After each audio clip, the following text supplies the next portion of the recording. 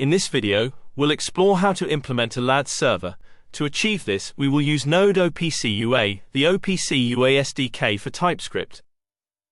We will also leverage professional tools from Sterfive, the company that created and maintains the Node OPC UA stack. What is LADS? LADS simply stands for Laboratory and Analytical Device Standard. Think of it like a universal translator for all the different machines in a lab. Right now, equipment from different brands all speak their own unique digital language, making it a nightmare to connect them. LADS creates a common language using the OPC UA framework. The goal is to make lab equipment plug and play. You could just connect a new device, and it would automatically know how to talk to your other systems and software. Basically, it's a new standard to make labs smarter, more automated, and way easier to manage. LADS chose to build on OPC UA because it provides a powerful, industry-proven backbone that is platform-independent and has security built in. Most importantly, its core strength is information modeling. This allowed the LADS developers to stop worrying about how to send data and focus on defining what the data is, creating standardized models for a device, a test result, or a maintenance task that everyone in the industry can understand. LADS concepts are exposed through a companion specification that extends the OPC UA standard. This means it uses the existing OPC UA framework but adds specific definitions and structures tailored for laboratory and analytical devices. At its core, a companion specification leverages the fact that OPC UA is fundamentally object-oriented. It's not about sending loose data points, it's about modeling entire systems. So a companion spec defines a standard information model. Think of it as a certified blueprint or template for an industry. For robotics, this model defines a robot or an axis or a motor object. For labs, it defines an analyzer, result, controller object, for instance. This is where semantics and ontology become critical. We're not just defining a variable, we're creating a rich, self-describing object. That analyzer object has standardized properties like model name, it contains other objects like job manager, result, state machines, and it has methods like a start test, command. This formal collection of objects, their properties and their relationships forms an ontology, a shared machine-readable understanding of that specific domain. So a companion specification provides the complete semantic context. It ensures that when one machine sees an analyzer, it knows exactly what it is and how to interact with it, without any custom programming.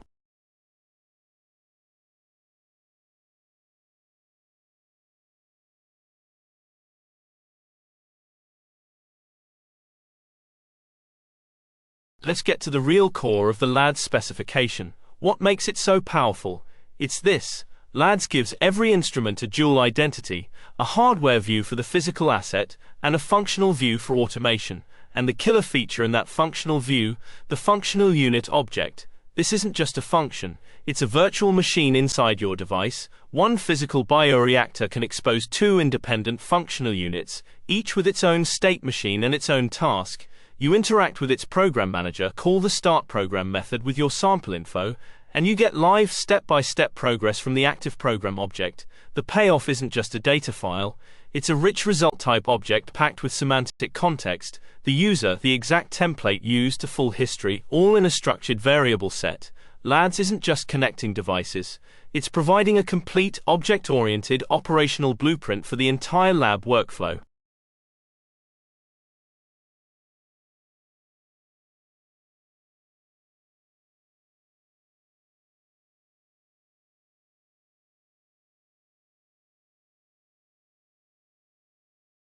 So you have a brilliant piece of lab equipment, and you want to give it a voice using LADS. You want to build an OPC UA server for it. The question is, how do you actually do that? What's the journey? It's a three-step process. First, you become an architect. This is your blueprint phase. You don't touch the hardware yet.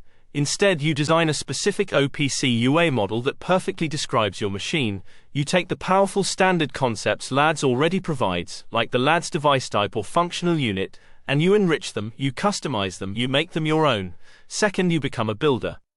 You take that perfect blueprint and you instantiate it. You build the structure, creating a live digital instance of your machine's model right inside the OPC UA server's address space. And for the final, most critical step, you become a magician. This is where you bring that digital model to life.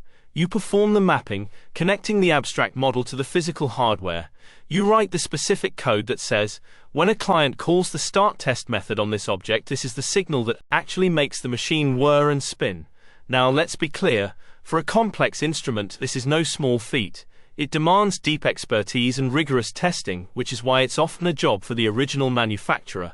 But, and this is the beauty of LADS, it was built to be modular and extensible. You don't have to do everything at once. You can start with the big wins. Focus first on the most critical features, like managing job operations and retrieving the final analysis result. Get that solid foundation in place, then step by step you can layer in the more granular, detailed control later. This approach makes the complex manageable and truly unlocks the flexible, future-proof power of LADS. A good understanding of the LADS companion specification is mandatory before you can dive. We assume you have already a basic knowledge of OPC UA object type and device integration companion specification. You can access the LADS specification online or from OPC Foundation website.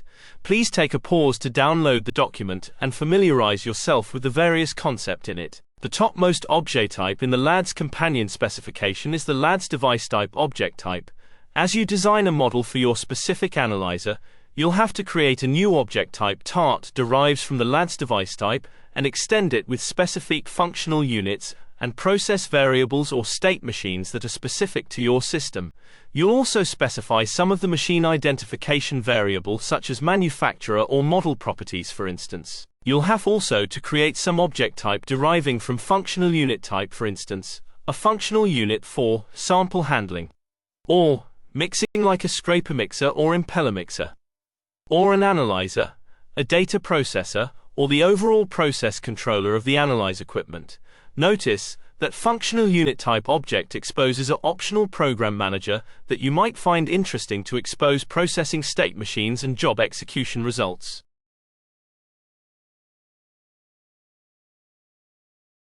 Let's illustrate the process by using the Sterfive toolbox. Our subject today is the CHEMSPEED-FAST system. It's a high-throughput automation platform that runs complex analyses and, most importantly, produces a rich set of results. At this time, the manufacturer doesn't provide a OPC UA LADS implementation, but we have enough understanding on how the machine is working and storing its results. For this demonstration, we won't model the entire machine. Instead, we'll focus on one of the most critical use cases, exposing the analysis results in a completely standard way. To do that, we'll model the necessary components within the LADS framework, focusing on the program manager and how it creates and organizes the standard LADS result type object. This is the key to providing data with full context, the user, the method, the samples that any LADS client can instantly understand. Alright. Now, we understand the structure of the LADS device type and the powerful role of a functional unit. The first thing we need to do is to build the OPC UA model of our analyzer. To build our model, we'll be using the OPC UA modeler from Sterfive. It's an incredibly powerful tool that lets us define our entire information model in a simple human-readable YAML file and turn it into a Node-set2 XML file and a comprehensive companion specification document with OPC UA class diagram. The Node-set2 file is an XML document that an OPC UA server will need to know and expose your model representation. This is the industry standard format that can be used by any OPC UA SDK you might want to use to implement the OPC UA server. Let's walk through this file. It's simpler than you think. First, we declare our own namespace URI. This is crucial. It's our unique name, ensuring that the custom model we're creating for the CHEMSPEED system will never clash with other standard or vendor models. Next, you can see under namespaces and imports that we're telling the modeler that we're building on top of existing standards. We're pulling in the well-known models for device integration, DI, AMB, and most importantly, the LADS companion spec itself. And here is the main event. Under object types, we create our new CHEMSPEED Flex system type. The most important line is subtype OF LADSDeviceType. This is the heart of the process. We are formally extending the LADS standard, so our custom CHEMSPEED type automatically inherits all the rich standard features that LADS provides. Now, with our blueprint defined in that YAML file, we just run the modeler's build command. And there we go. The modeler has instantly generated two critical files for us. First, the official nodeset2.xml file. This is the machine-readable definition of our model that we can now load directly into our Node OPC UA server, for instance, or to your OPC UA SDK. And second, it also creates this clean markdown documentation of our new model.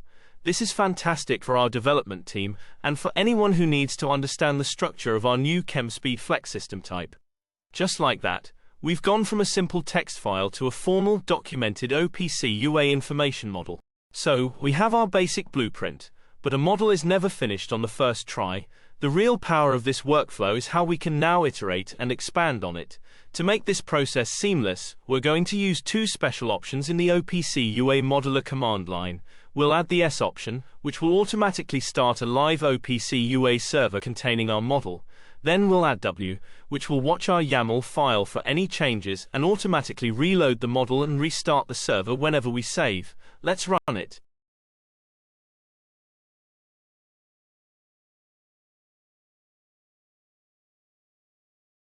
Alright, as you see, the OPC UA server containing our model has been started at this given endpoint.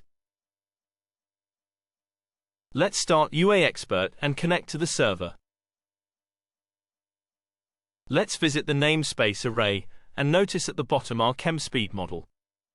We can browse the object types in TE address space and follow the path to our newly created object type. This is where we can find the LADSDeviceType, object types, base object type, topology element type, component type, device type, LADSDeviceType, and finally CHEMSPEED-FAST system type. Now it's time to enrich our model. Each element we create in the YAML file can be fully documented using a markdown syntax. Here is a comprehensive description of the CHEMSPEED-FAST system device. The first line of the description will serve for the OPC UA model. The rest of the description will be added to the markdown companion specification. Because we have used the watch options on the generator, we can see that the resulting markdown document is automatically updated as we type. Alright, we've created the basic skeleton for our CHEMSPEED-FAST system type. Now, it's time to enrich our model and give it a nervous system. We'll do this by defining the core functional units that make up this machine. LADS gives us the perfect way to model this reality through functional units that breaks the machine down into its logical building blocks. We will define air robotics unit type for the robotic arm and sample handling, liquid handling unit type to manage reagents, reaction module type for the core chemical processes, analytical unit type for the actual analysis, and finally, units for workflow controller and safety. Now let's translate that into our formal OPC UA model. For each module, the robotics unit type, the liquid handling unit type, and the others, we are creating a new specific object type. The most important line for each is subtype OF, LADS functional unit type. This means each custom type we create is a specialized version of the standard LADS functional unit. It automatically inherits all the standard behaviors and interfaces, giving us a compliant foundation that we can then customize with module-specific features. The workflow controller functional unit. We will need to expose the program manager that is defined as an optional component of the functional unit type object type.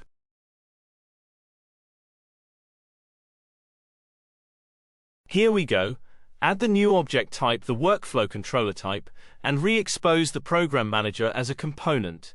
This will turn the program manager object that is optional in the LADS function unit type into a mandatory member in the workflow controller type. In the program manager, we also add a last result object that has a type definition result type, and specify the other optional elements that we would like to see instantiated in our context. Okay. Let's get more specific and model a common piece of lab hardware, a mixer, which will be a component of our reaction module type. Before defining the mixer itself, we need to define the custom vocabulary it speaks. This is where we create our own data types, specifically enumerations. First, we'll create a mixer state enum with the possible states, on, off, or error. Then a mixer direction enum for clockwise and counterclockwise. Now we can build the mixer type itself. This will be a subtype OF the standard die device type. Inside, we use a clean standard pattern. we expose the parameter set folder defined in the device integration companion specification to hold all its properties: the current mixer state, its speed,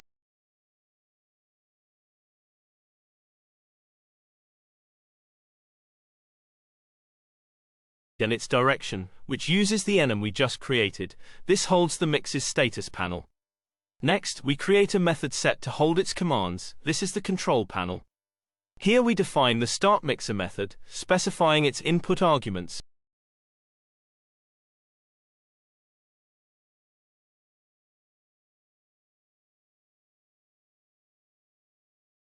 along with methods to stop mixer and set speed. And there you have it.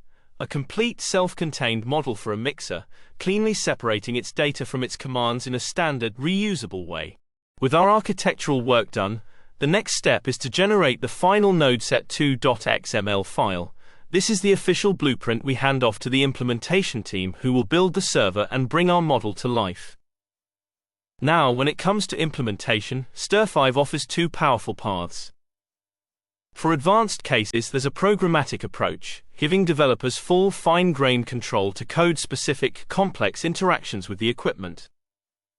Alternatively, for integrating existing brownfield equipment, Sterfive provides a low-code solution. This allows you to use a simple YAML file to configure the bindings, mapping the concepts in our OPC UA model directly to the machine's internal systems. Recommendation: for a project like this, to ensure the highest level of quality, the best path forward is to provide your new model and specifications directly to the experts at Sterfive.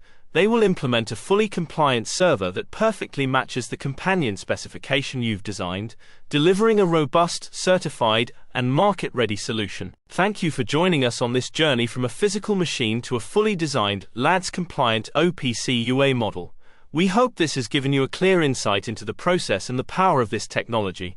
If you're ready to start your own implementation project or have any questions, we would love to hear from you. Please don't hesitate to get in touch. You can email our team of experts directly at contact@sterfive.com or visit our website at https://www.sterfive.com to explore more.